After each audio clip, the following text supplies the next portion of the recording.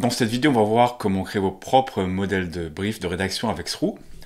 En effet, comme vous pouvez le voir, donc ici c'est un brief fait avec Sroo, un brief finalisé. Et on peut voir qu'il y a quelques éléments comme les objectifs et les directives avec du texte, l'intention de recherche. Ensuite, il y a le titre de l'article, la description, le nombre de mots. Et finalement, le plan et la structure avec les H1, les H2, les H3. Donc ça, c'est un modèle de brief. Là, je vais vous montrer un autre, un plus simple, où il y a juste en fait le plan, donc juste les H1, H2, H3. Et finalement, un modèle encore plus avancé, on peut voir il y a plein d'éléments, là, donc là sur la partie à gauche, on peut voir tous les éléments qu'il y a dans le brief. Donc encore une fois, les objectifs du brief, avec les directives pour le rédacteur, l'intention de recherche, le titre, la description, le nombre de mots, le plan. Et on peut même aller plus loin, les termes à inclure, les questions les plus fréquemment posées, les recherches associées, le nombre de mots moyens, etc., images moyens pour le top 10, l'analyse des concurrents, donc en gros ici la liste des articles qui rankent sur la première page de Google, avec le nombre de mots, le nombre d'images, et aussi ici les meilleurs titres et H1, et ensuite un élément qui donne des sources d'inspiration pour le rédacteur. Donc, en fait, avec Sroo, vous pouvez vraiment créer vos propres modèles de brief et je vais vous montrer comment faire ça assez facilement. Donc, nous voilà dans l'interface de Sroo et pour justement créer vos propres modèles, vous allez cliquer sur brief de contenu et mes modèles de brief. Donc là, on peut voir les modèles que vous avez déjà créés. Et pour en créer un nouveau, on va cliquer ici, créer un nouveau modèle. Et donc là, on a une interface en drag and drop où on peut voir sur la gauche tous les différents éléments que vous pouvez mettre dans votre brief. Et bien sûr, ici, la partie centrale où vous pouvez justement définir quel élément vous voulez. Donc on va commencer, on va avec le premier. Donc info et directive. Donc là, c'est le bloc que je vous ai montré avant. Donc là, il n'y a pas de texte par défaut. Et je pense que cet élément, il est assez sympa parce qu'en fait, on peut mettre un texte par défaut. Là, je vais mettre un texte par défaut, donc les directives.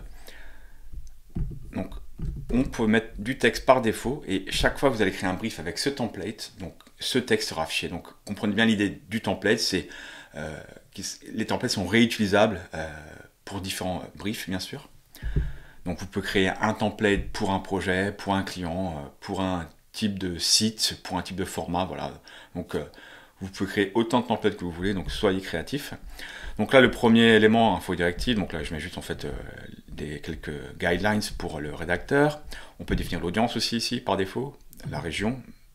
L'intention de recherche, ça n'a pas trop d'intérêt de mettre une intention de recherche par défaut, parce que l'intention de recherche est en fonction du mot-clé et pas en fonction du template. On va continuer, l'élément suivant, c'est en tête de l'article. Donc là, ça contient toutes les méta. Donc là, on ne peut pas mettre de texte par défaut, mais par la suite, quand on créera un brief, vous pourrez justement utiliser cet élément pour indiquer le titre, la description, le slug, le nombre de mots, le type d'article encore une fois et le ton.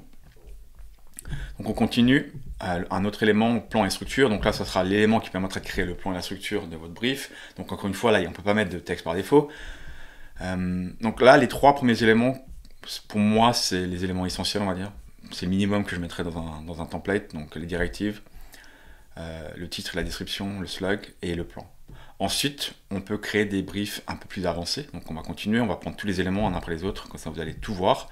Questions fréquentes, donc ça, cet élément-là, il va automatiquement extraire de la SERP les PAA, donc les People Also Ask, donc les questions qu'on trouve dans Google, et aussi les questions qui se trouvent dans les pages, donc sur le top 10 de Google, les questions les plus fréquemment utilisées par les articles. On continue les termes fréquents. Donc là, c'est aussi un bloc qui va automatiquement extraire les mots les plus utilisés par le top 10. Donc voilà, on peut voir les mots les plus fréquemment utilisés. Donc là, c'est un exemple, bien sûr, c'est pas ces mots-là. Et donc, encore, si vous voulez indiquer à votre rédacteur quels sont les termes qu'il doit utiliser dans l'article, ben cet élément sera utile pour vous. Les métriques de la SERP, donc ça affichera le nombre de mots moyens, le PageRank qui est le niveau de compétition de la SERP, le nombre d'images et la dernière mise à jour. Donc il y aura ces infos-là dans le brief. Si vous souhaitez ça partager avec votre rédacteur ou avec votre client. Meilleur titre, ça va lister les titres et les H1. L'analyse des concurrents, ça va lister, donc ça va faire un tableau avec chaque page qui se trouve sur le top 10, le PageRank, le nombre de mots dans la page et le nombre d'images. Recherche associée aussi, ça va extraire les recherches associées de Google.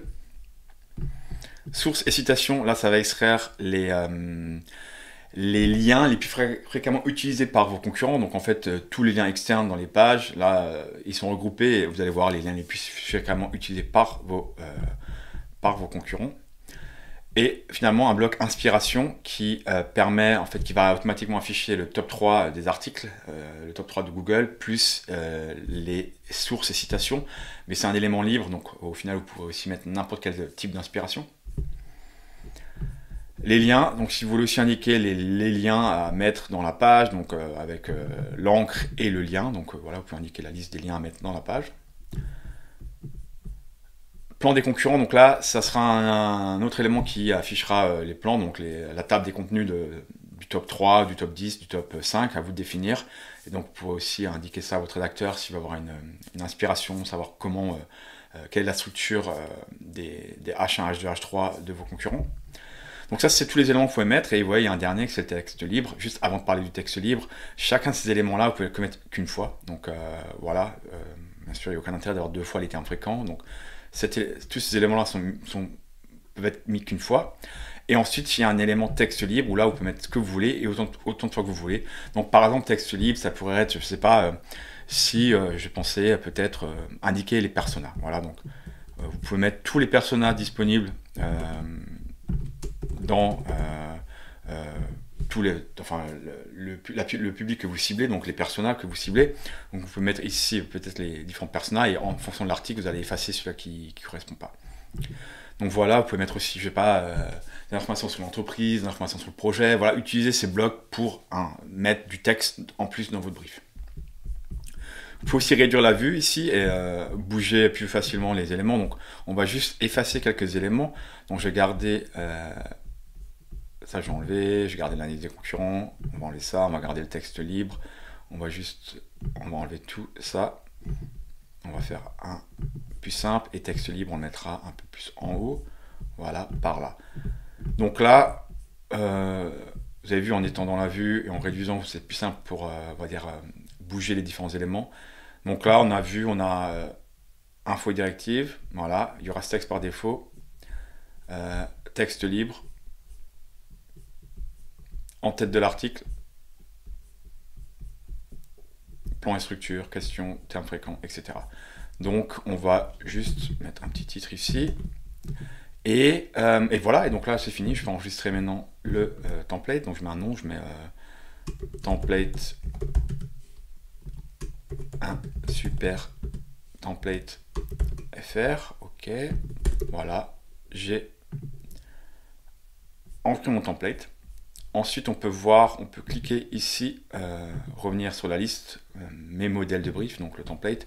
Et donc, on peut voir que ce qu'on a créé, il est ici. Vous pouvez l'effacer, bien sûr, le dupliquer pour en créer un autre et modifier des éléments. Et aussi, cliquer ici pour le mettre en favori. On verra que le template favori, c'est celui qui se trouve en premier dans la liste quand vous créez un nouveau brief. Donc, je vais vous montrer ça rapidement. Il y a d'autres vidéos pour vous expliquer comment créer un brief en détail. Donc, je ne vais pas vous expliquer ça dans cette vidéo-là. Mais on va juste commencer la création d'un brief pour vous montrer que rédaction SEO, voilà, disons que c'est le sujet qu'on veut traiter dans notre article. Donc on va créer un brief sur la rédaction SEO. On va choisir la SERP française. Et là, on peut voir un super template, donc le modèle, tous les modèles que j'ai déjà créés, celui qui est en favori est premier.